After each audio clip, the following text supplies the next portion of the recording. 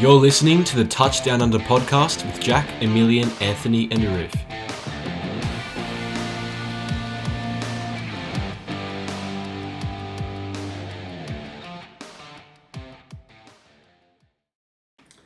Hello everyone, welcome back to the Touchdown Under podcast. As you'll notice, Jack and Anthony are not here. We're also in a different location. We expect them to be back next week and at our usual shooting location as well.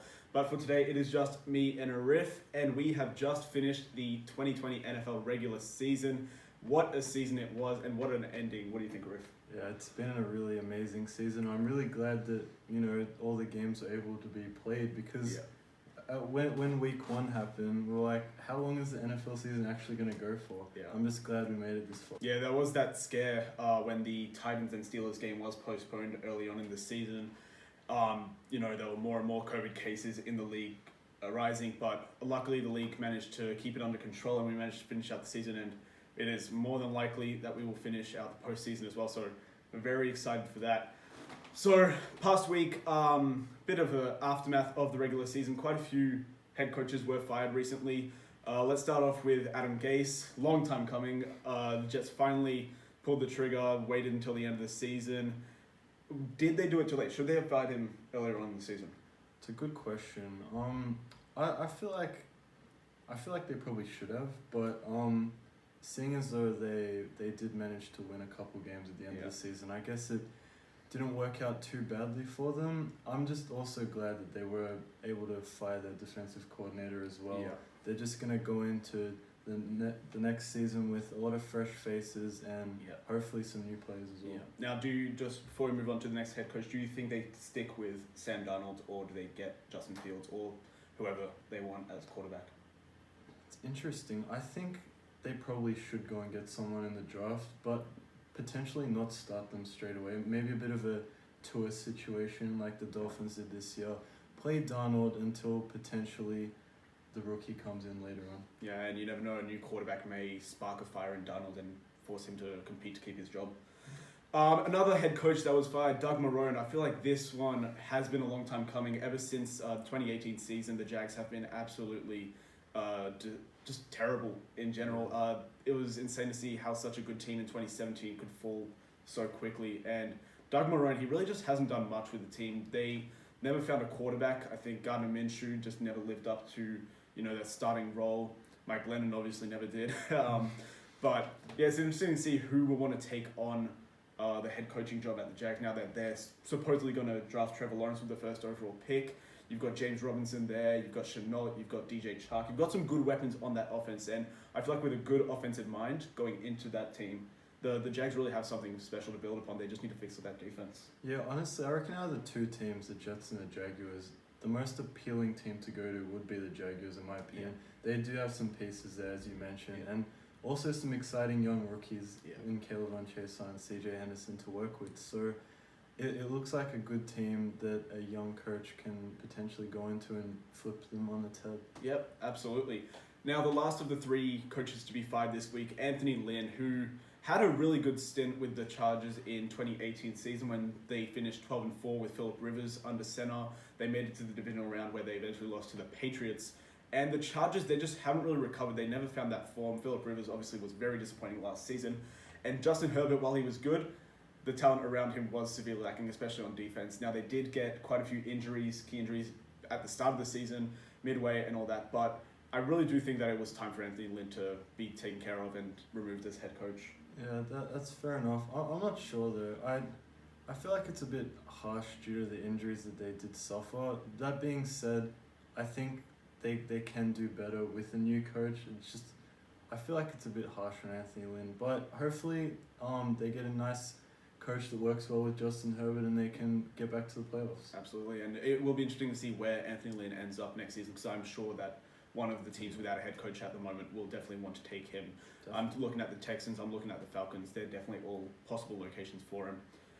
Now, to keep going with this little general discussion, I think that it's worth noting Eagles versus Washington, final game of the season. It was an important game, okay? It decided the winner of the NFC East, despite it being a terrible division. It was still a very important game.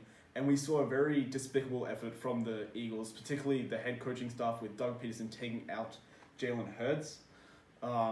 And what do you think, Riff? How important is this to the integrity of the sport? It's really not a good look at all, is it, Yeah. Emilian? I think what disappointed me the most was that it wasn't something that the players themselves wanted either. You could see Jalen Hurts arguing with Patterson on the sideline. He was clearly upset about it. I just don't think it's a good look. It's not where we want the game to be headed. Exactly. Leave the guy in. Let's see what they can achieve. Obviously, it really broke Giants fans' hearts, but more so on the game itself. You just don't do that in a game. It's just clear tanking, wouldn't you say? Yeah, exactly. I feel worse for Jalen Hurts, honestly, because he definitely played a good game.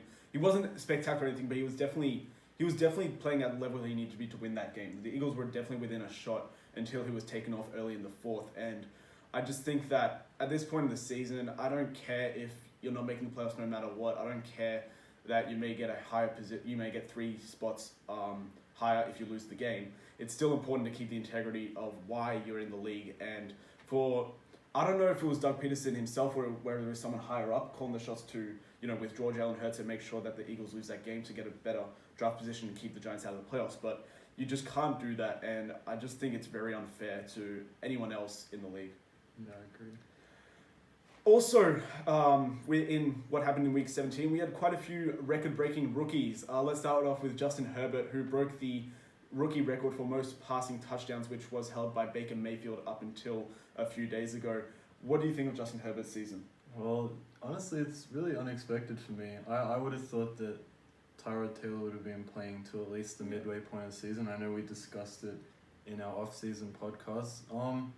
Very impressive, because I thought he was quite raw coming out of Oregon, and he really impressed me. Yeah, he was definitely the rookie quarterback that most people definitely thought would be the worst out of the 3 main ones in that draft class. When you have Joe Burrow, obviously Tua Tagovailoa, Justin Herbert, people always would have considered Justin Herbert the weak link, myself included.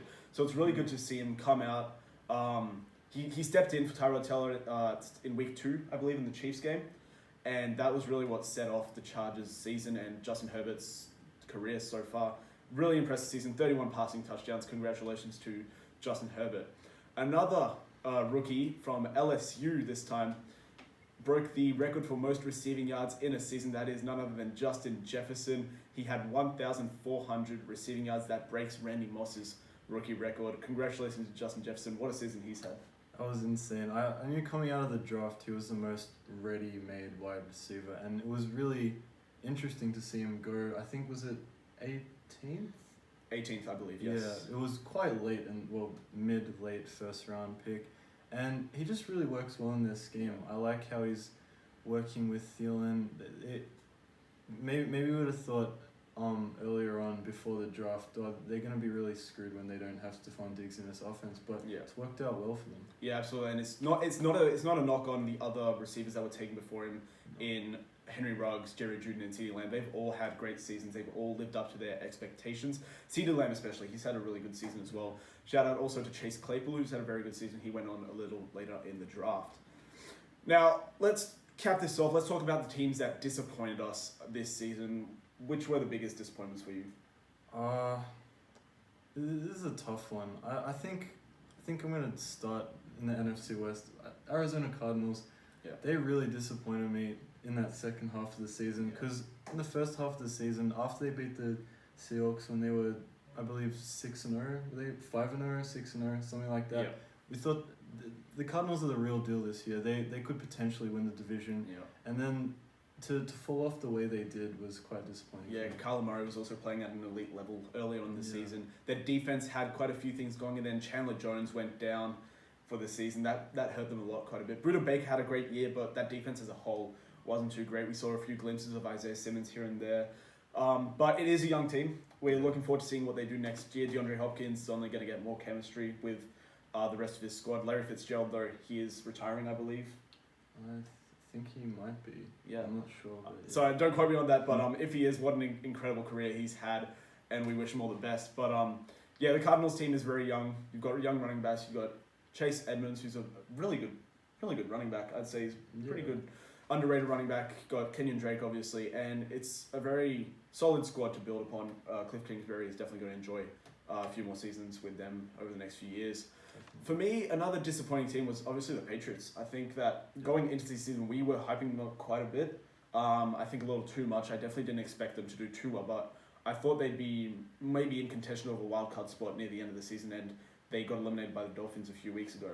I think Cam Newton started off the season really strong. He showed like what he could do against the Seahawks in week 2. But at one point he just was not able to throw the ball well enough. Yeah, I don't know what it was, but I mean he had a good week 17 game, but apart from those few outliers, he hasn't been throwing the ball. He's barely eclipsed 200 passing yards a game. I don't know what's wrong with him because, you know, I thought they had it going early where they were getting him involved with the read options and all that, but since then it's just fallen off a cliff by looks. Yeah. Also, teams that disappointed, this is more of an unfortunate situation. I'd say Broncos, Cowboys, and 49ers all struck with injuries and COVID. Also the Eagles. I think all these teams were in a pretty good position going into the season. The Niners, they were coming off their Super Bowl run. They did lose in the Super Bowl, but they looked to be coming back just as strong, maybe just a little weaker. But we definitely had them as playoff contenders, all of us. And just to see how quickly their team got shattered by injuries and COVID really does hurt a little because it's a young squad and they're all looking for, you know, another chance at playoff success. The Broncos as well, a very young team. Von Miller injured before the season even started. Yeah. Then they just kept on getting hit. Cortland Sutton, Drew Lock, and then at one point they didn't have a single quarterback for a game. Really unfortunate for them. And then obviously with the Cowboys and Eagles, what else can you say about them, to be honest? Yeah, just they got really hurt, especially the Cowboys, by that Dak Prescott injury early in the season, and since then it just hasn't looked really good for them. Yeah.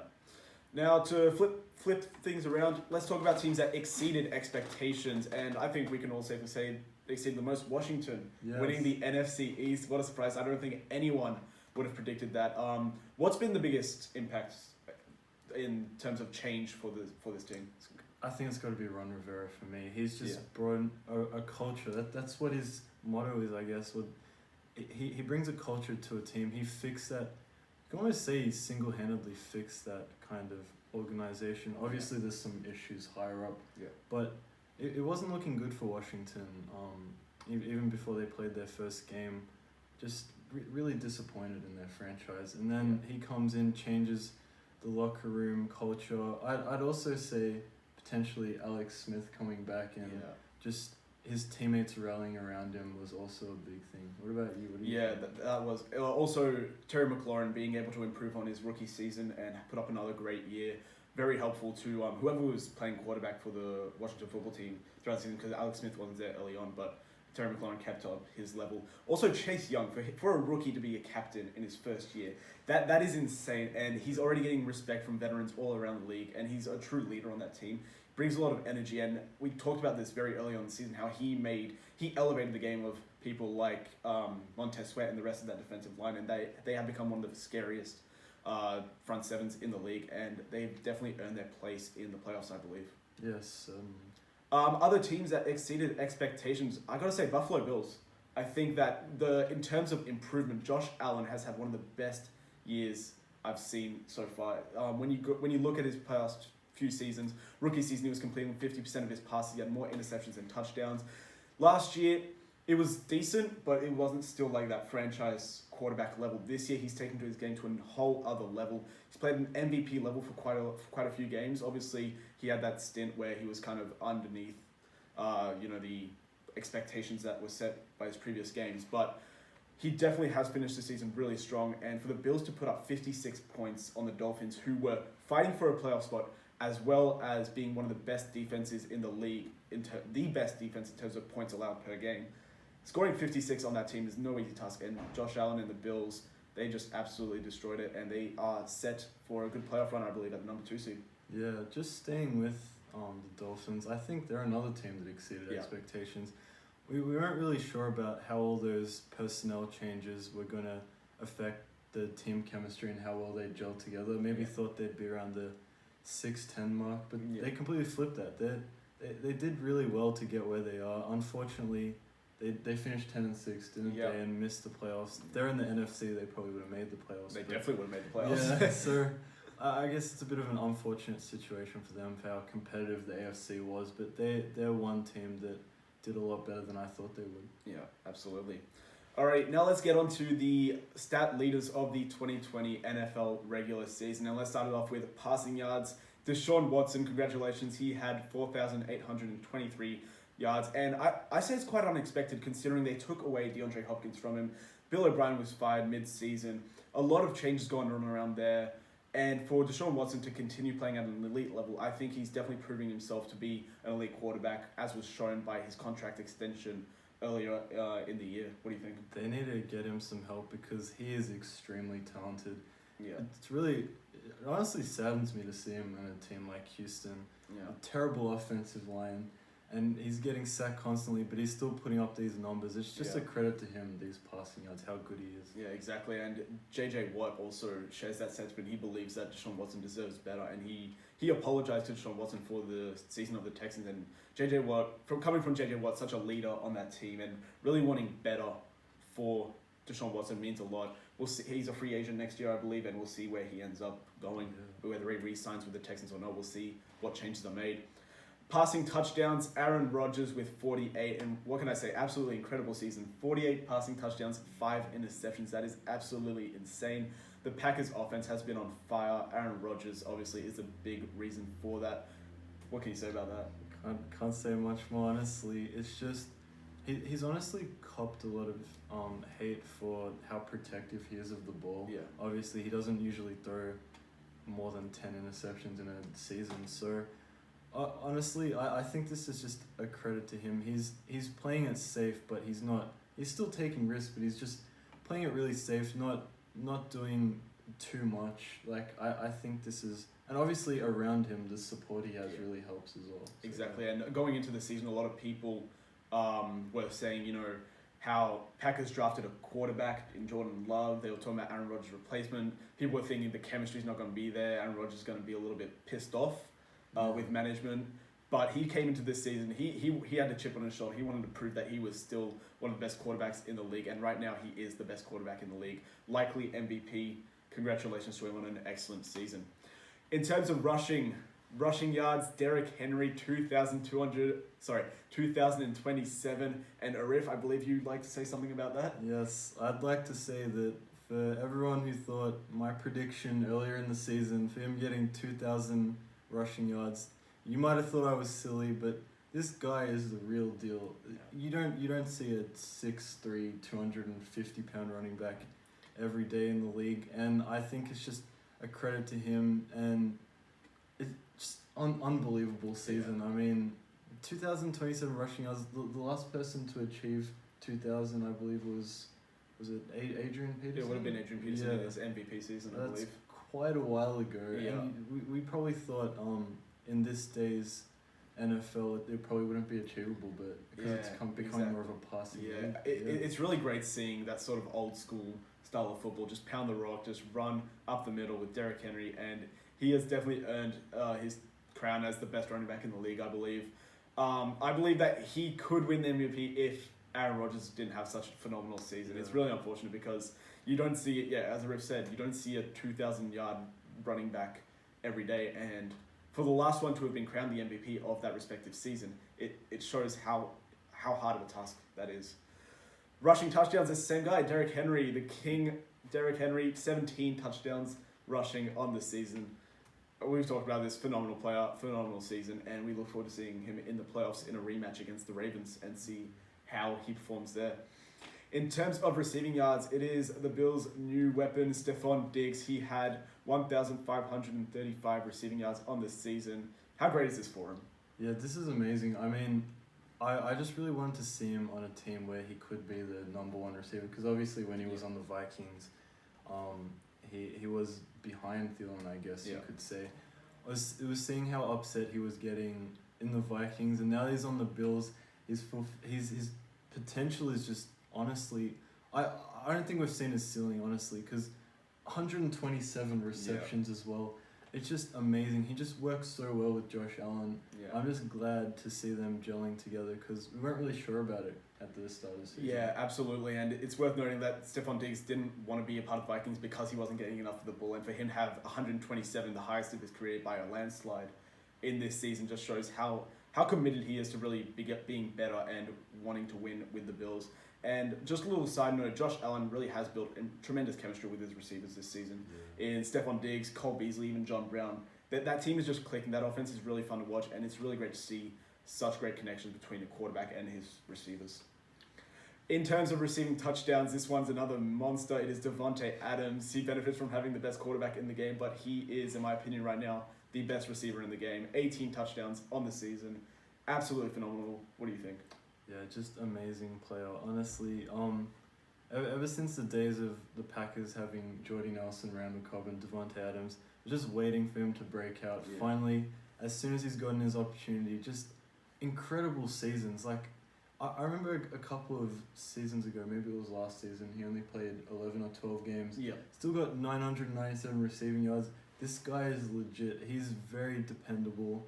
I think, as you said, he's probably one of the best receivers in the league, if not the best. Yeah, and it's worth noting that he missed a few games this season as well earlier on, where Aaron Rodgers had no weapons. Aaron Rodgers obviously still played at MVP level, but the Packers offense just escalated once Davante Adams came back.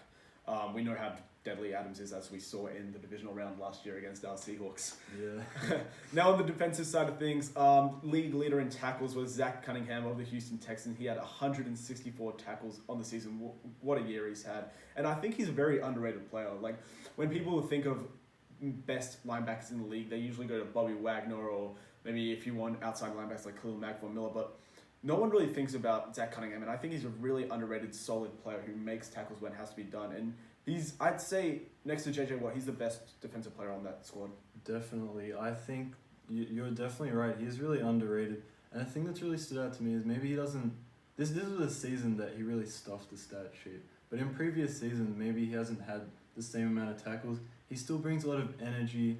And it's not just the tackles he does make. He makes other players...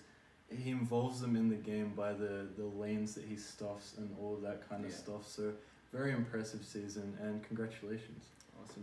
Awesome. Next in sacks, it was TJ Watt. I think we all know how great this player is. He had 15 sacks on the season.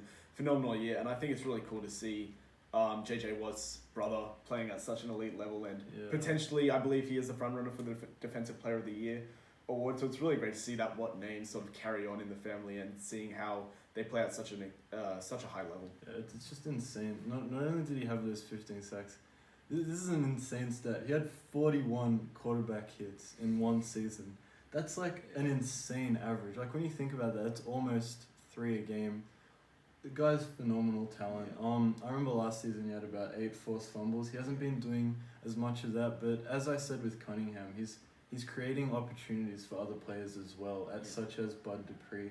So just impressive, really impressive season. We'll see how he goes against Baker Mayfield. Yeah, absolutely. And the thing is, he hasn't even peaked yet, so I foresee many more Defensive Player of the Awards for TJ Watt in the future, much like his brother. What a talented family. I know. To finish off the stat leaders, we have interceptions. That is Xavier Howard, 10 interceptions on the season. He's had a phenomenal year, a huge part as to why that Dolphins defense was so good this season.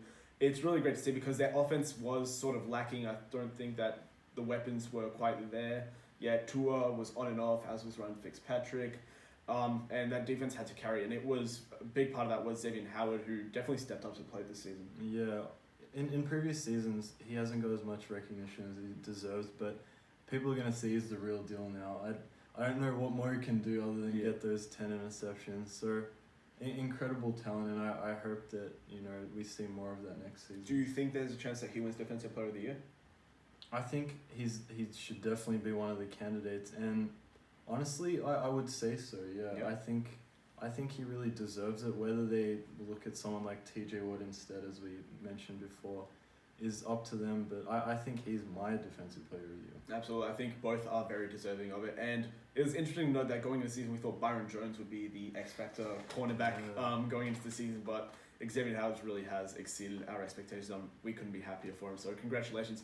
And congratulations to all those players. Phenomenal seasons, of course. We look forward to seeing what they produce next year or in the playoffs if they're in. Yep. So now it is time for Arif's Rookies of the Year. So as you know, Arif has been doing a Rookies of the Week on our Instagram, and he has tallied up all of those points together. Take it away, Arif. Oh, this is a really exciting moment for me. So congratulations to all those rookies that did poll votes on my leaderboard. I mean, phenomenal job all around. Honestly, this is one of the best rookie classes we've seen in quite a while. Just how ready-made these talents are. I mean, you got your players that you may have thought might take a bit of years to get going, like Jonathan Taylor, who I'm about to mention actually. At number 3, Jonathan Taylor, insane season. I mean, I was reading up before on the amount of games he started because there was a patch where he was benched for a couple of games because of his fumbling issues or something like that. He still managed to have an insane season. I think, was it 1,169 rushing yards, something like that. Capped off by his amazing performance in Week 17. 253 rushing yards and 2 touchdowns against the Jaguars. So congratulations, Jonathan. Insane season. Yeah, I think that he definitely benefited from Marlon Mack's early season-ending injury. I think that if Marlon Mack had stayed healthy, I think that we would have definitely maybe seen more of a 1-2 punch sort of deal. We wouldn't see nearly as much of Jonathan Taylor. And it's interesting to see or to find out where the Colts will be going into next season regarding Marlon Mack and how much they use him, because he was also a 1,000-yard rusher prior to this season. It's crazy. They have a lot of talent there. It's almost like a kind of Chris Carson, Carlos Hyde situation going on there for next season. So we'll see how they go, but amazing season from Jonathan Taylor. Absolutely. I mean, he was incredible at Wisconsin. I'm glad that translated into good performances in the NFL. So my number 2 rookie is Justin Herbert. We talked about him before. Maybe out of those 3 quarterbacks, he wasn't expected to do the most work, but he's been amazing. Probably going to gain Offensive Rookie of the Year. I guess we'll see. We'll wait and see how that turns out. But 4,336 yards passing as a rookie and 31 touchdowns. Just incredible stuff. Yeah, absolutely. Broke the rookie touchdown record as well, and by quite a lot actually. I think it was 26 held by Baker Mayfield, and he extended that by 5 and now has 31. It'll be interesting to see who will be the next quarterback to do so in a more pass-heavy league.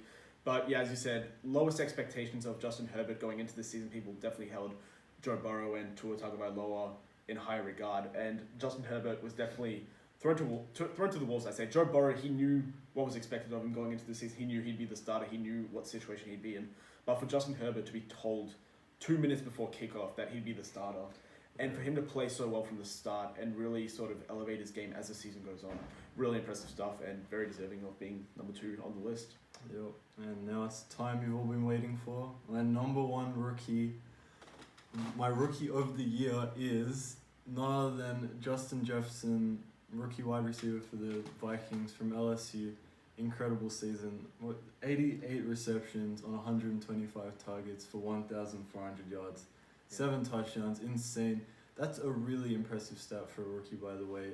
A catch rate over 70%. I think he's just worked really well in that offense. It's not even just that. He's just such a talent. Like, you could just see how NFL ready he was in his last season, at LSU. Yeah, absolutely. And obviously it makes me happy as an LSU fan to see Justin Jefferson do so well. Very excited to see what Jamar Chase brings to the table next year.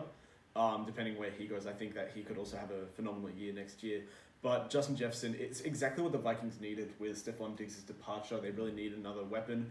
And I'm really glad that Justin Jefferson fell to them, because I think that with more protection from the offensive line and potentially a new quarterback in a few years, that whoever that quarterback is, and Justin Jefferson could become one of the best quarterback to wide receiver duos in the league because of how I'd say how solid Jefferson is. He's not explosive in terms of maybe the sort of prospect you'd expect like Henry Ruggs or Jerry Jeudy. He wasn't considered at that high of a regard, but he just brings such reliability to the position and to that team, and it's really great to see the Vikings definitely have a weapon for them to keep for a while and build the defense up and become a contender again.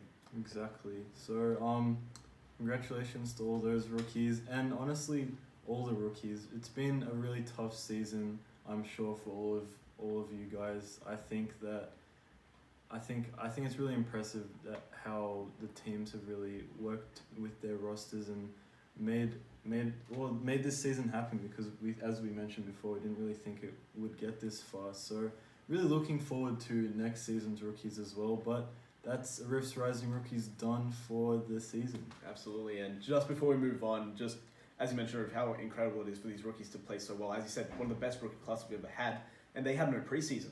Exactly. It's quite an extraordinary feat to have so many strong rookies be considered, some of the best players in the league already, and they didn't have any time to really practice at an NFL level before the regular season started. So really, really good for them, and we're looking forward to see how much they continue to improve over their careers. Now let's move on to Wildcard Weekend, or as it's called now, Super Wildcard Weekend, because we have 6 games instead of 4. We're going to go through each game. We're going to give a little insight and give our predictions as well, and we'll see how these teams go. We're looking very much forward to it. To start off, we have the Buffalo Bills hosting the Indianapolis Colts. It is the 2 seed versus the 7 seed. I think that this is going to be a very interesting battle because the Colts' defense was definitely great this year. It did step off near the end of the season, I think, since the secondary especially. They were getting bullied a bit, especially I think the biggest example of that was the Steelers game in the second half when the Steelers started to come back. Ben Roethlisberger teared them apart. And it'll be interesting to see how the Bills handle the Colts this game, because the Bills, as we know, one of the best offenses in the league, if not the best right now. Probably right now. Yeah. Probably, I'd say it's between them or the Packers, honestly. And also their defense has been very good situationally. I think that they've sort of, maybe throughout the game, maybe not that great, but when it matters most in the red zone, on third downs, they're one of the best defenses in the league, and it'll be very interesting to see how they handle Jonathan Taylor, who's been absolutely explosive. Yeah, exactly. The Bills' offense in the last 5 games has been averaging over 40 points a game, which is just absolutely insane. Who are you looking at as your key matchups for this game? Key matchup, I believe Kenny Moore versus Stephon Diggs. I think that's going to be a great battle. I do think Stephon Diggs will get the edge. And even if he doesn't, Cole Beasley and John Brown will be there for Josh Allen. I think that that's definitely going to be... I think the Bills are very heavily favored to win this, and rightfully so. On the other side, I'm definitely looking to see how Phillip Rivers plays in a playoff scenario once again. This first playoff game since the 2018 season, where he had a second-round exit against the Patriots, and he played really badly that game. He's facing a fairly average defense, so we'll see how he goes. But I don't trust Phillip Rivers all that much. I do think that he makes really bad decisions sometimes, even when he's not under pressure.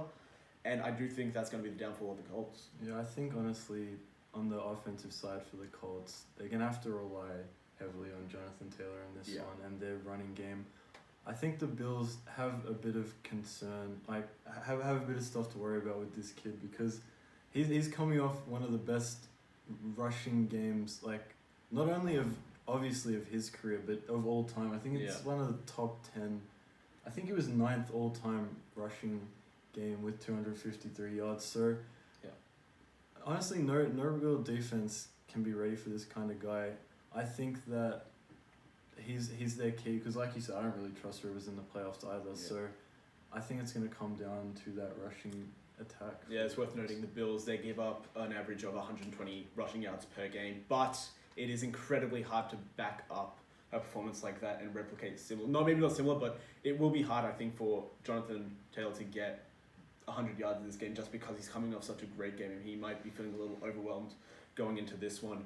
So what is your prediction for this game, Arif? Firstly, I think the Bills are going to win. I feel like the Colts will maybe make it tight on the back end, but I think the Bills are going to run away with this one fairly comfortably. I'm predicting it 37-27 Bills. Alrighty, interesting.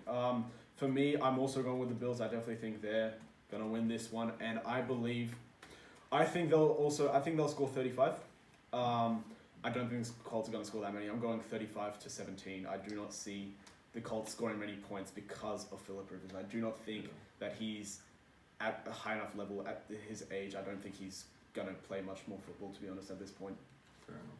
Next up, we have the Seattle Seahawks hosting their division rivals in the Los Angeles Rams. It is the number 3 seed in the NFC taking on the number 6 seed. A lot of question marks going into this game regarding injuries. We don't know if Jared Goff will be back 100%.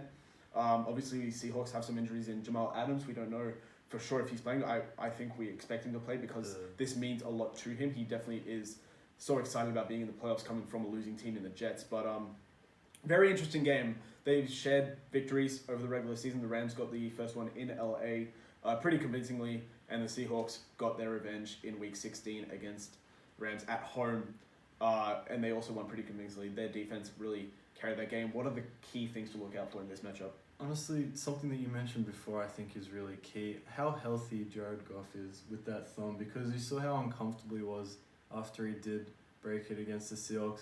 The game was still really tight then, and after that, they just stood no chance really. The Seahawks defense easily controlled him. I think a key matchup is how Cooper Kupp and Robert Woods can get involved with this offense with, I believe Shaq Griffin and Trey Flowers may be coming back. That could be a big one because we know he's really struggled in coverage. Yeah. How Kupp and Woods can help Goff, because there's no chance he's going to be 100% healthy. How they can just help him and maximize the potential of their offense. Absolutely. I'm looking at Russell Wilson this game. He really hasn't performed up to standard in the second half of the season. He's been very disappointing, especially last game against the 49ers this past week. Yeah. He was really disappointing for 3 quarters. He really showed up near those final few drives, made some really good passes, and that pass protection really has to... He really hasn't done well this season when he hasn't had time. And the pass protection will have to be absolutely phenomenal against that Rams front seven led by Aaron Donald and Leonard Floyd, Michael Brockers as well. They've got really good, strong weapons there, and they have taken advantage of that weak protection the past 2 games. Russell Wilson, if he plays, I trust him in the playoffs. He has experience in the playoffs. I definitely trust him more than most quarterbacks in this postseason. But if his level of play in the past few weeks is any indication, it will again be on the Seahawks defense to carry the load of this game. I definitely think they can do it. If Jamal Adams is back and healthy, I definitely think the Seahawks will take advantage and pressure Goff a lot. And we all know that Goff, under pressure, really isn't good as a quarterback, and it's important to get to him and rattle him early on. It's also important to note that for the Seahawks, they're looking to get into this matchup with a perfectly healthy offensive line. Brandon Shell is slated to come back this week. Yeah. He's been really good for them at right tackle. It's really important that him and Mike Upati as well, who will potentially be matching up against Aaron Donald, they come back, they're healthy.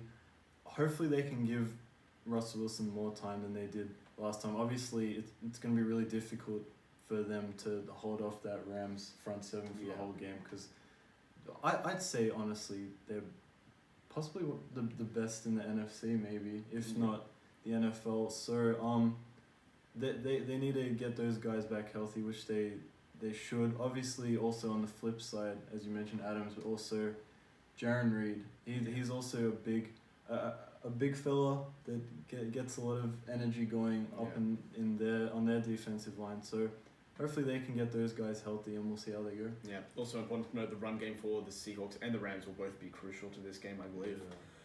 Yeah. Okay, prediction, Arif. It's hard to do this as a non-biased, or from a non-biased perspective. I still think that the Seahawks will win this. Going to be a lot tighter than last time they played, though. I'm going to predict 24-21 Seattle. Alrighty, mine is eerily similar to yours. I can't go against the Seahawks right now. I do think they're going to win this, both objectively and biasedly speaking. I can't go against them. It's going to be close as well. I think it'll come down to the Seahawks winning it 24-20. Alrighty, next game we have the Washington football team taking on the Tampa Bay Buccaneers. This is the 4 seed versus the 5 seed in the NFC. The NFC's chance Washington football team. What's really going to be the key factor in this game is both defenses putting pressure on the opposing quarterback. I believe that Tampa Bay's offensive line hasn't been great, and Washington will definitely need to capitalize on that, led by Chase Young, Montez Sweat, Jonathan Allen. They all need to step up and really rattle Brady early, because if he can get the ball out to those weapons in Antonio Brown, Chris Godwin, Mike Evans, who have all had great seasons, Mike Evans especially. You've also got Leonard Fournette and Ronald Jones in the run game. That offense is really supercharged, and if you give Brady time, if you give him enough time to get comfortable and get an early lead, there is no chance Washington is going to come back from this. One of the matchups I'm looking forward to the most is something that I've been waiting to see for a while. Two rookies going head to head, Chase Young versus Tristan Wirfs. You mentioned that the Bucks' offensive line hasn't been too good, but he's been a shining light. He's been amazing at tackle, and I think this is a really important matchup because if they can, obviously Brady's not going to really be escaping the pocket too much in this game.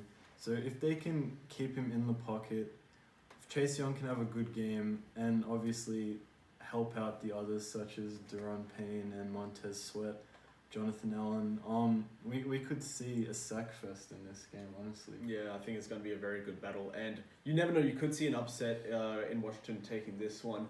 Yeah. How important do you think it is for Alex Smith to have a good game?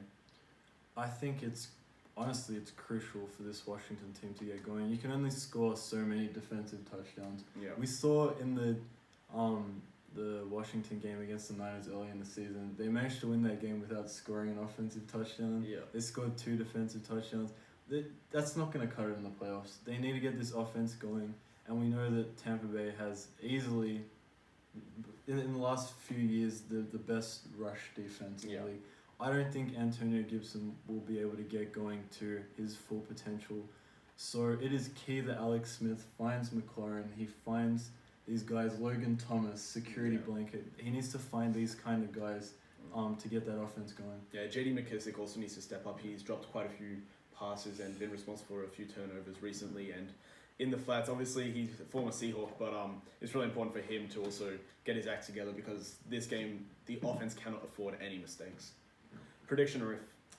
See, I remember discussing this earlier, and I was like, what if Washington didn't cause an upset? I was going to pick the Bucks, but you know what? I'm going to actually pick Washington in this game. Okay. And I think it's going to be a 20-17 game. I think this Washington team does have the potential to rattle Brady, similarly to how the Titans rattled Brady against the Patriots the last postseason. All right. I got to go the other way. I can't go against Brady in the wildcard round for him to lose a second time. I don't see it happening, especially with the amount of weapons he has and the lesser threat on the other side of the ball in the Washington attack.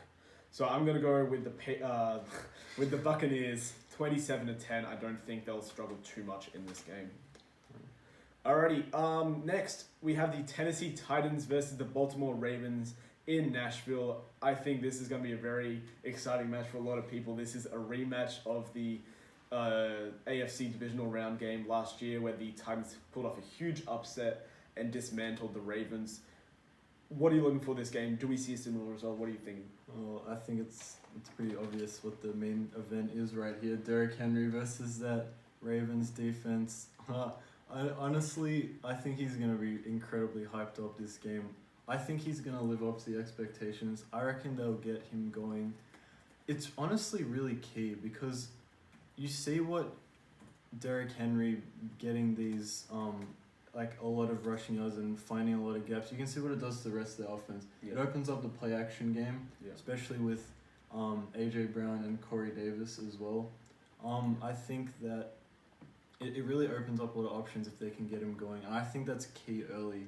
I think even 10 carries in the first quarter is not out of the question for this guy. I think they just got to keep pounding the rock, and that's my key matchup, really. Yeah, I definitely agree with you there that Tennessee is going to look to capitalize with Derrick Henry and to get the running game established very early on to take some pressure off Ryan Tannehill. On the other side of the ball, it's interesting that Lamar Jackson has been playing at a very, very high level in this late window of the season. I think he's become the first quarterback in NFL history to run for back-to-back 1,000-yard seasons.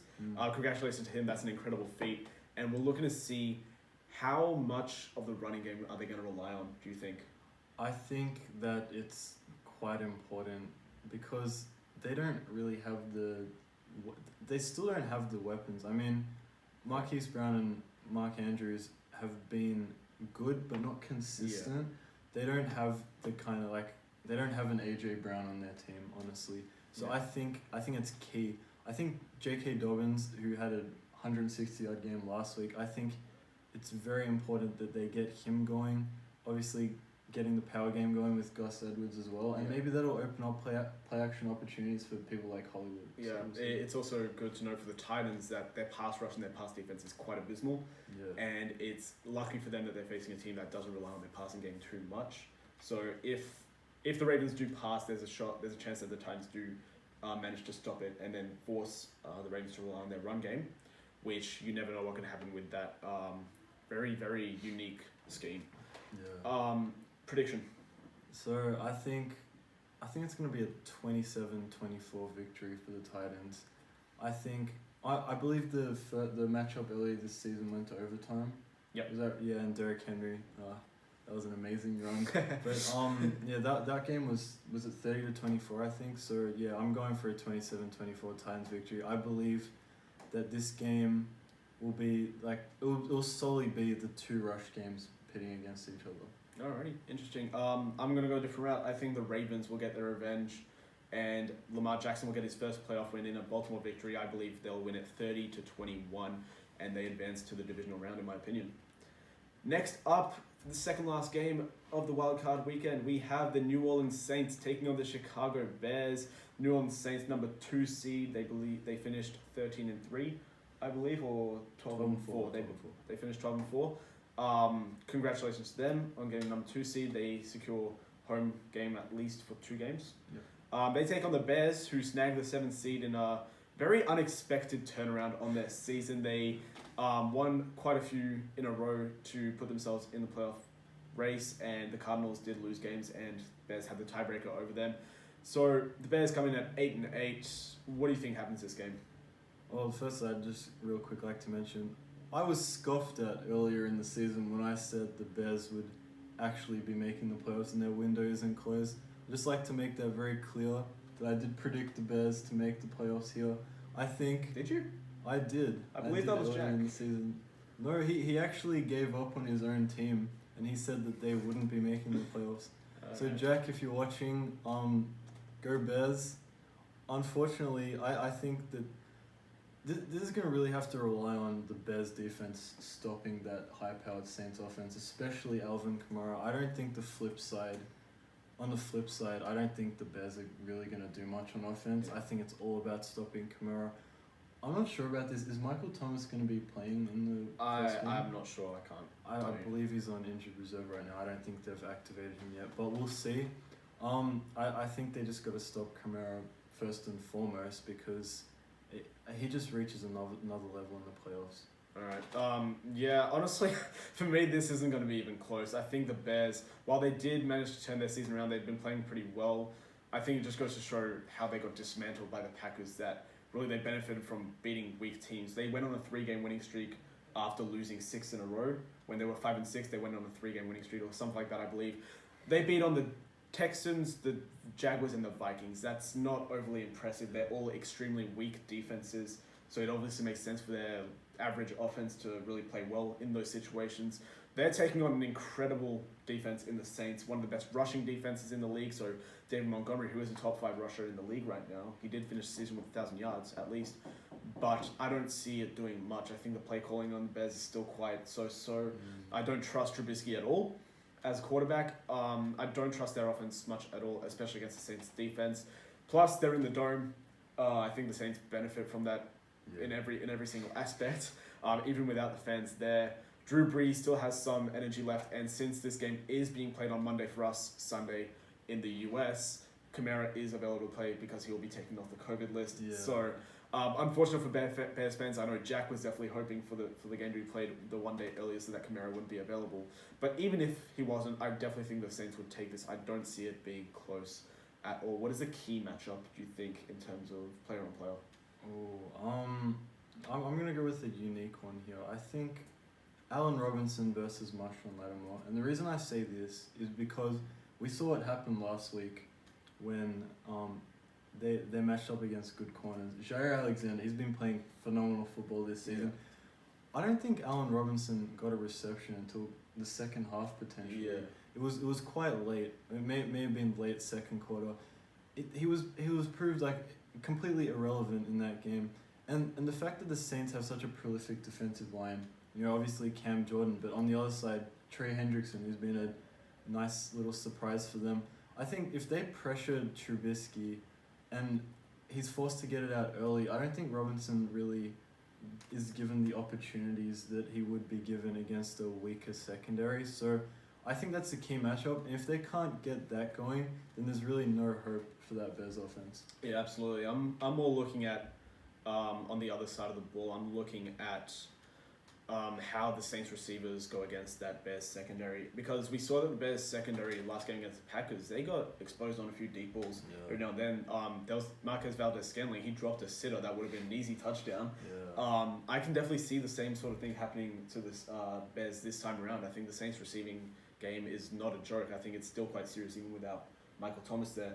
Obviously, we're going to see a lot of Kamara in action, and that opens up the deep routes for those receivers. I'm looking to see whether or not the Saints will be able to get over the top. Yeah. Prediction?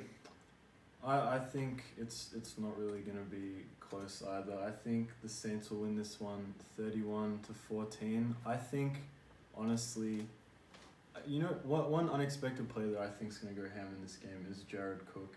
I noticed how poorly at times the Bears did cover Robert Tonyan last week. I think that some of their linebackers in coverage aren't too strong. I think he's going to have a really good game. All right, interesting.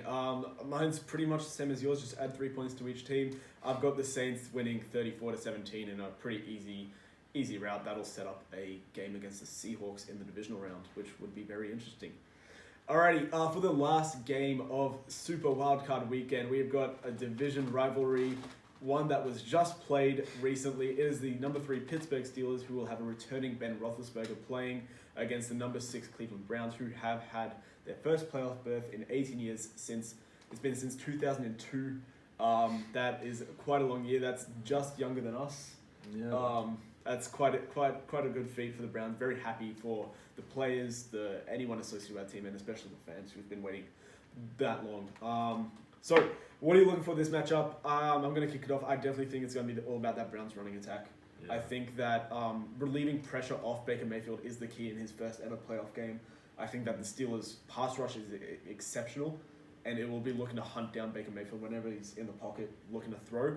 So getting the run game established, opening up the play action, opening up the air attack in general, just will definitely ease the load off. And if they can get that consistently working with Nick Chubb, Kareem Hunt, change it up a bit, keep the Steelers defense on their toes, I see no reason why the Browns can't capitalize on offense. What are you looking for? Yeah, that's a good point. They almost had 200 rushing yards. I do agree with that point as well. I'm just gonna agree on the flip side of the ball here. I'm gonna be looking at Chase Claypool in particular. Yeah. I think that I think the Browns defense will be able to limit the Steelers' rush game. I think it's on these kind of young, fresh faces, such as Chase Claypool, Deontay Johnson, these kind of guys who haven't had the playoff experience. I think if they can get these kind of players going, a lot of potential. They had incredible games last week. It's crazy to think that they literally played last week, but they had some great games. I want to see them replicate that kind of stuff in the playoffs against a Browns secondary that did surrender over 300 passing yards to Mason Rudolph. Yeah. So that's my key matchup. Yeah, absolutely. It's very interesting though, because I don't think the Steelers' run game is going anywhere. It's very weak right now, and I don't see it very improving much at all in 1 week. So yeah, we'll definitely be looking at returning Ben Roethlisberger to see how he handles the Browns team, a new look Browns team compared to the start of the season where they dismantled them. The Steelers absolutely destroyed the Browns, and people were quick to write off the Browns, but they managed to pull off a pretty impressive season. I'm also looking, Myles Garrett, as you said, how he's going to play. He's definitely going to want to step up and be that talent he is, put pressure on that on Ben Roethlisberger, and we'll see how it goes. What's your prediction? This is tough. It's really tough because I think the Browns have such a strong offense at times, but honestly, I think it's going to be more of a shootout than a defensive battle. I think it's going to be around 31-28, and I'm going to take the Browns in this one. I think they can back up what they did last week with the win. Alrighty, interesting. I've gone a very close game. I think it's a little less high scoring than you believe. I think the Steelers take it with a 1-point victory, 27-26. They get their revenge. It's going to be a really close, tough battle. And it's going to be very interesting to see how these division rivals go back at it, because if there's one thing I love most in the NFL, it is division rivals going at it in the playoffs. All right, so those are our predictions for the Super Wildcard weekend. We are very much looking forward to it. We'll see how we go. We're interested to see whether there will be any upsets, whether there will be any demolitions or closer games than expected. Yeah.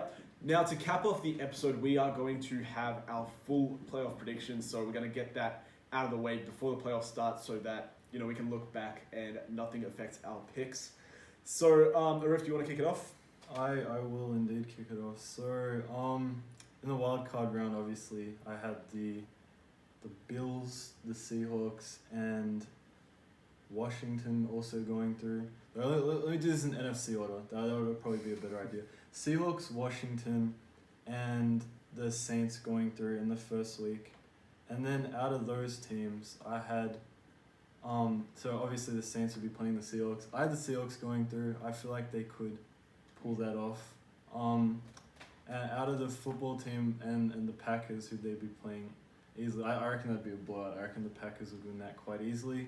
Once it came to the conference championship, Seahawks-Packers rematch of, well, what seems like quite a while ago now, that game. I think I had the Packers going through. I don't want to. Obviously, I hope that my Seahawks will go through, but I reckon realistically the Packers are looking more likely. How they're playing now, we'll see how that goes throughout the playoffs. On the flip side, I have the Browns, the Bills, and the Titans going through to the divisional round, and the Browns will have to face the Chiefs, which, unfortunately for a new playoff team that haven't been there for 18 or so years, tough task. Chiefs will go through in that one. Bills and Titans. As much as I love Derrick Henry, I think this Bills offense is playing exceptional football at the moment. I think the Bills would get through fairly comfortably. And then I'd have the Chiefs versus the Bills, and I love the Bills. I've loved how incredible they play, but this is a genuine powerhouse. This has Patriots dynasty potential, this Chiefs team. So I have the Chiefs going through. Chiefs and Packers Super Bowl, as good as the Packers have been playing.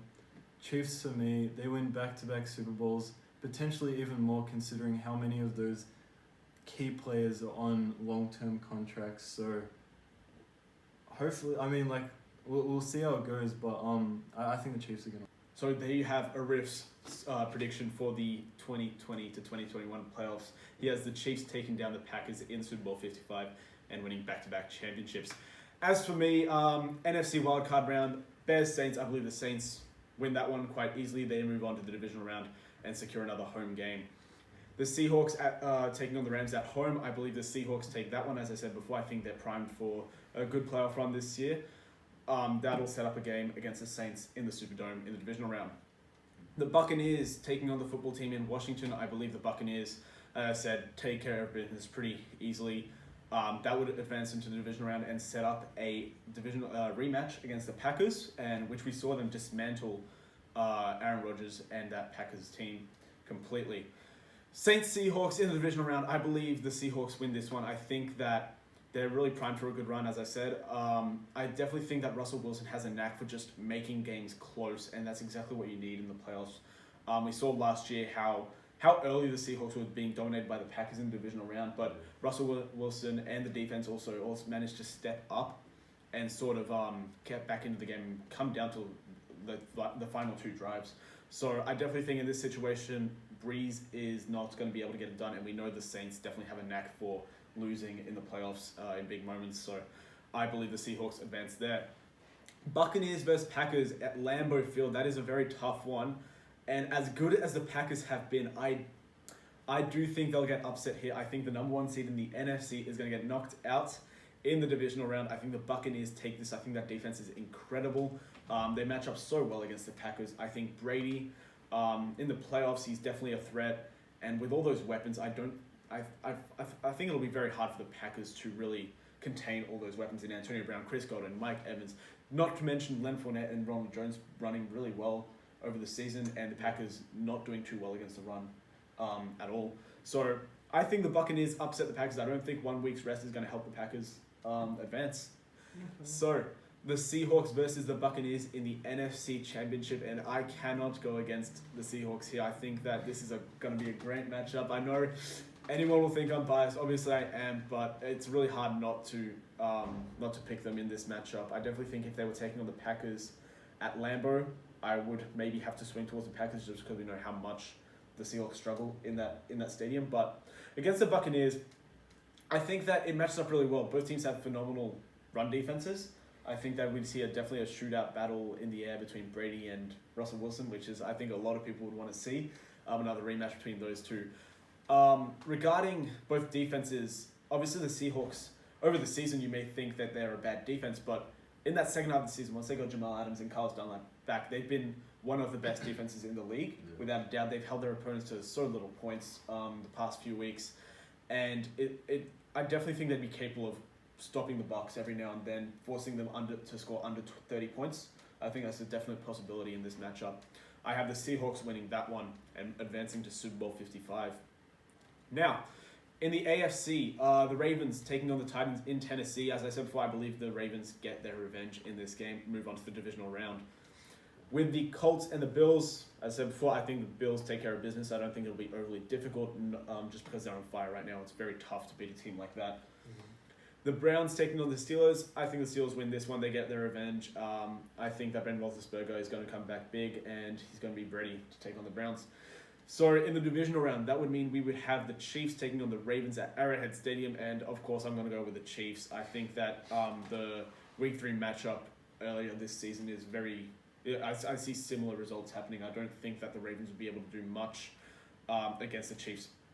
Both sides of the ball. I think the defense would struggle mightily to contain Patrick Mahomes and that Chiefs offense, who, while they haven't been playing great the past few weeks, we know that in the playoffs, they pick up a lot of momentum, and we saw that last year. They finished 12-4. They didn't have a brilliant regular season, but in the playoffs, they just absolutely destroyed their competition.